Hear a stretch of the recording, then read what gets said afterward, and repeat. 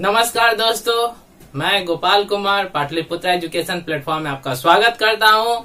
दोस्त, पिछले वीडियो में विभिन्न दूरियों पर रखे अवतल दर्पण में रखी वस्तु का प्रतिबिंब कैसे बनता है उसके बारे में आपने जाना था और आशा है कि वो आपको बहुत बेहतरीन तरीके से समझ में आ गई होगी। आज हम उत्तल दर्पण में बनने वाले प्रतिबिंब का अवलोकन करेंगे, कैसे बनता है उसको देखेंगे, उसके बाद फिर इससे संबंधित और बातें आगे के जानेंगे। चलिए अब स्टार्ट करते हैं। तो देखिए यहाँ पे एक फिगर है आपके सामने दो। अब इसमें ये ध्यान देना है कि उत्तल दर्पण में हमेशा जो है ना आपका आभासी प्रतिबिंब बनेगा और आभासी बनेगा तो सीधा बनेगा। चलिए यहाँ पे देखिए एक वस्तु है जो कि रखा हुआ है आपका अनंत पे, इसको हम मान लेते हैं अनंत पे। ये भी एक वस्तु है जो कि कहाँ रखा हुआ है, अनंत पर। अनंत से प्रकाश आएगी जब भी, मैंने समझाया था आपको कि अवतल दर्पण हो या कोई भी दर्पण हो, तो अनंत से जब भी आपकी प्रकाश आएगी वो हमेशा क्या आएगी, दर्पण के समानांतर आएगी, यानी मुख्य अक्ष के समांतर आएगी। तो ये आपका मुख्य अक्ष है, पी से सी आपका यह पूरा लंबा वाला पाई आपका मुख्य अक्ष कहलाता है और इसके समानांतर एक किरण है। टकराने के बाद चूंकि ये उत्तल है इसीलिए ये जाएगा ऊपर की ओर। अगर ऐसे जा रहा है तो टकराएगा तो ये ऐसे जाएगा। चूंकि ये कर्व है तो जाहिर सी बात है, कर्व है तो टकराएगा तो लाइट को ऊपर ही भेज देगा और इधर से जाएगा तो नीचे की ओर भेज देगा। ये जो ऐसे कर्व रहता है इसके कारण ये कर्व घुमा, इसीलिए इसका लाइट नीचे चला आता है और ऊपर से दे रहा है तो चूंकि ये ऐसे घुमा हुआ है इसीलिए लाइट इसका ऊपर भाग जाता है। अब इसी को हम अगर पीछे डॉट डॉट डॉट जो मिलाएं, इसको मिलाएं डॉट डॉट करके, तो एक बिंदु पे मिलेगा। हमेशा याद रखना है कि वो आपको मुख्य अक्ष से मिलती हुई प्रतीत होगा या मिलेगा। उसके बाद यहाँ पे देखिए ये आपका अनंत पे रखा हुआ ये भी एक वस्तु है जो कि मुख्य अक्ष के समानांतर है, टकरा कर ऊपर गए या फिर टकरा करके ये नीचे की ओर गए और पीछे की ओर मिल रहा है तो मिलती हुई प्रतीत एफ बिंदु पे। तो इसका प्रतिबिंब जो है एफ पे बनता है और बहुत ही छोटा एकदम नगण्य बिंदु टाइप का प्रतिबिंब बनता है।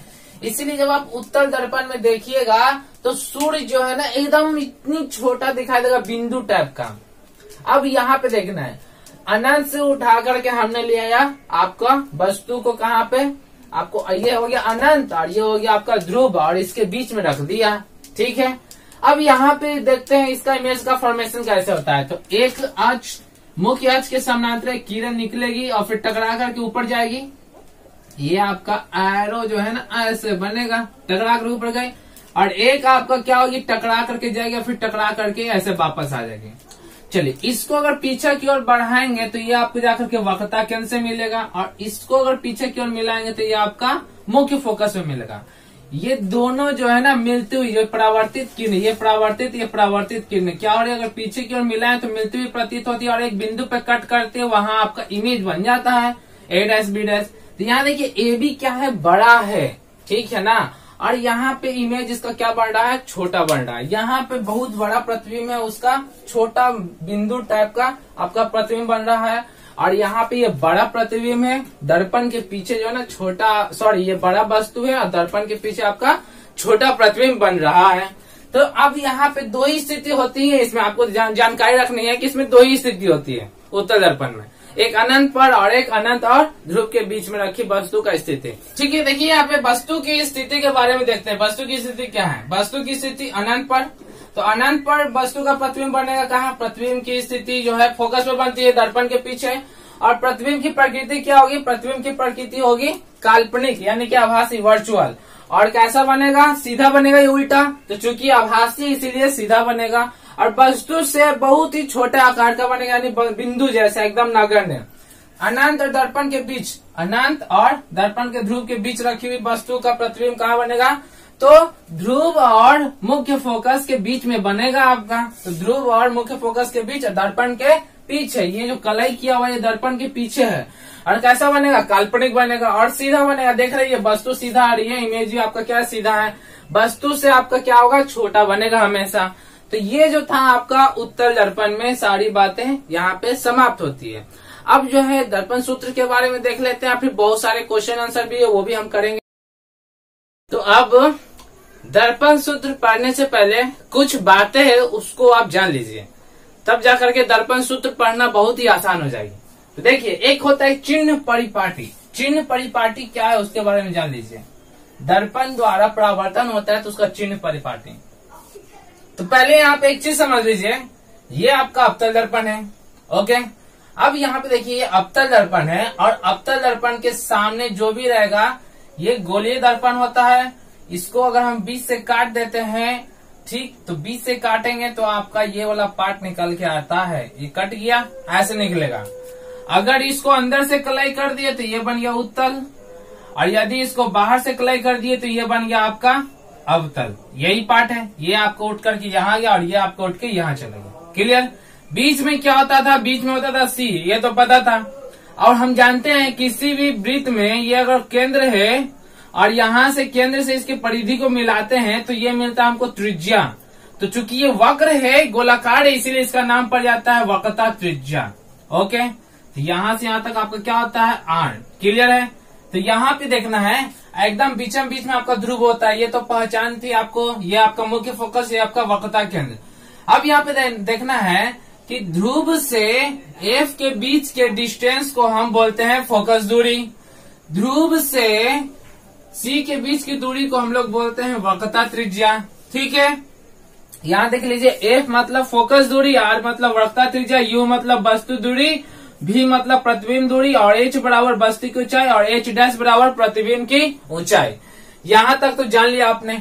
अब एक चीज देखना है क्या कि चलिए यहाँ पे पहले इंट्रोडक्शन आप पहले अच्छे से समझ लीजिए। पी से यू, पी से ओ के बीच की दूरी को यू कहते हैं, यानी कि वस्तु दूरी। पी से यानी ध्रुव से आई तक के बीच को हम कहते हैं प्रतिबिंब दूरी।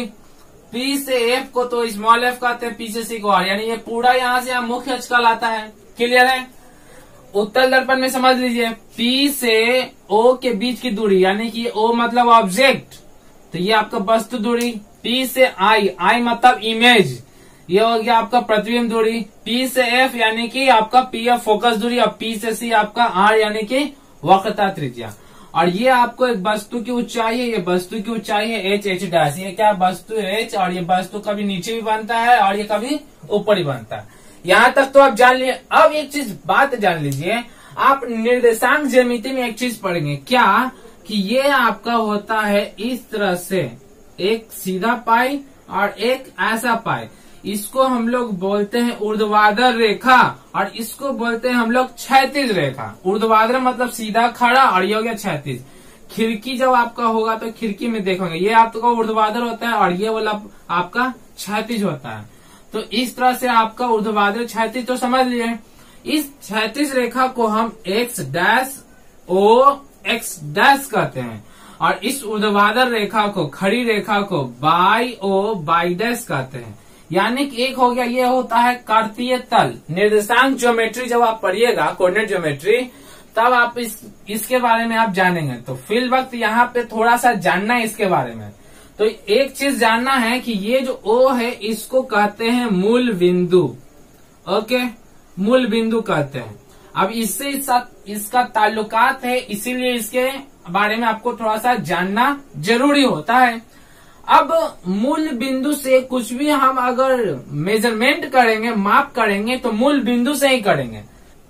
तो यहाँ तक तो जान गए, ये मूल बिंदु हो गया। ठीक है, तो ये जो है एक्स ओ एक्स डैश का नाम होता है एक्स अक्ष, और बाई ओ बाई डैश का नाम होता है बाई अक्ष। यहाँ तक तो समझ गए।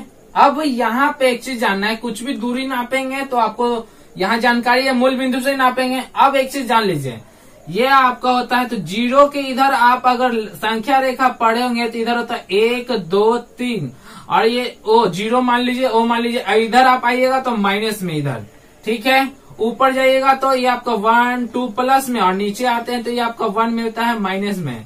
तो इस तरह से आपका पता चलता है। तो ये वाला रेखा जो ऊपर की ओर है वो प्लस को शो करता है, यानी कि ऊपर बढ़ना यानी वृद्धि हो रहा है प्लस में, आगे बढ़ना यानी कि ये प्लस में, पीछे जा रहे यानी कि घाटा हो रहा है तो माइनस में, नीचे जा रहे यानी कि घाटा हो रहा है माइनस में। यहाँ तक तो समझ में आ गई बातें।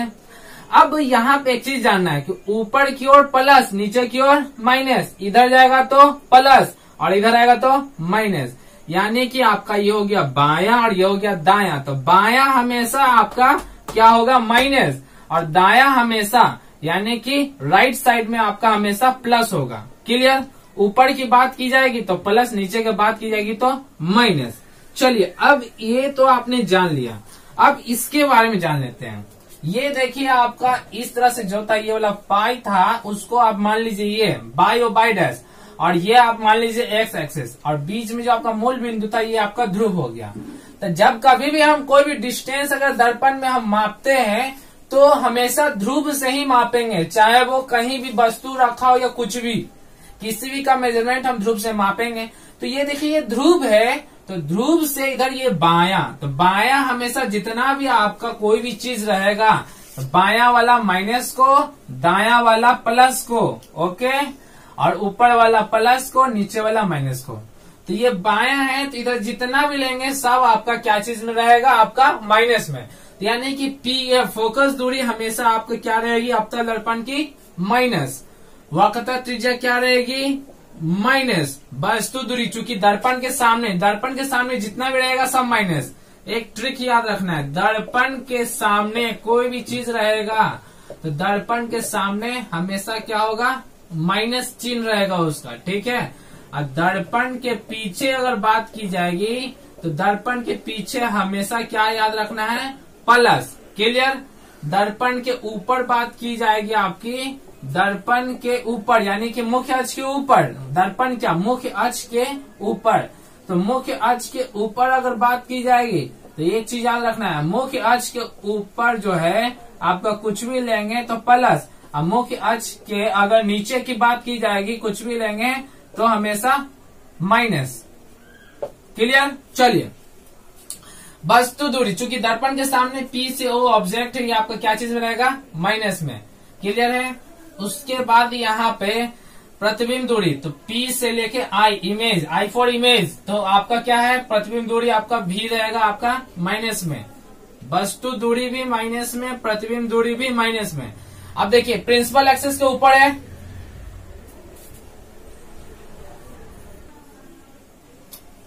तो देखिए क्या प्रतिबिंब दूरी क्या रहेगी, हमेशा माइनस में, चूंकि दर्पण के सामने है। अब वस्तु की ऊंचाई, तो मुख्य अक्ष के ऊपर है, तो वस्तु की ऊंचाई मुख्य अक्ष के ऊपर रहेगा तो क्या बोलेंगे, प्लस में। मुख्य अक्ष के नीचे है तो क्या बोलेंगे उसको, h डैश, प्रतिबिंब की ऊंचाई माइनस में। क्लियर?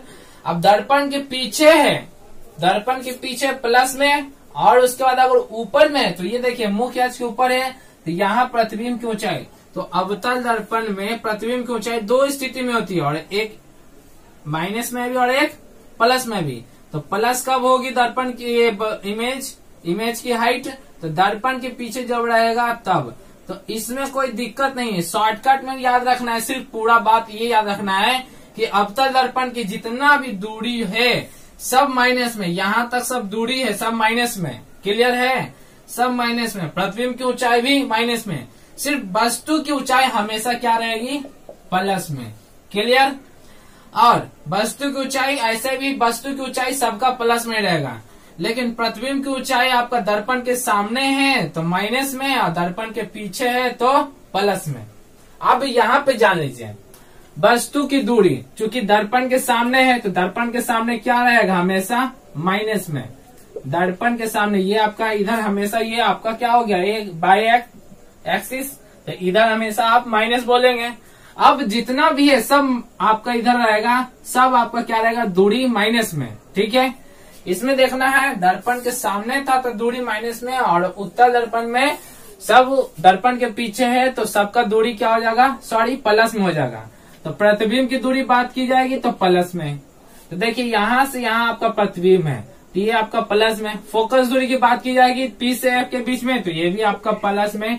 वक्रता त्रिज्या की बात की जाएगी तो ये भी आपका प्लस में। वस्तु की ऊंचाई तो ये भी आपका प्लस में।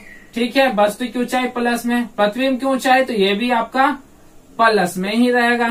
तो यानी कि उत्तल दर्पण में ज्यादा आपको जानकारी तो रखना है, लेकिन शॉर्ट में ऐसे याद रखिए कि वस्तु दूरी हमेशा माइनस में, बाकी सब प्लस में। एकदम शॉर्टकट है, वस्तु दूरी हमेशा माइनस में, दूरी हमेशा माइनस में, बाकी सब आपका प्लस में। क्लियर?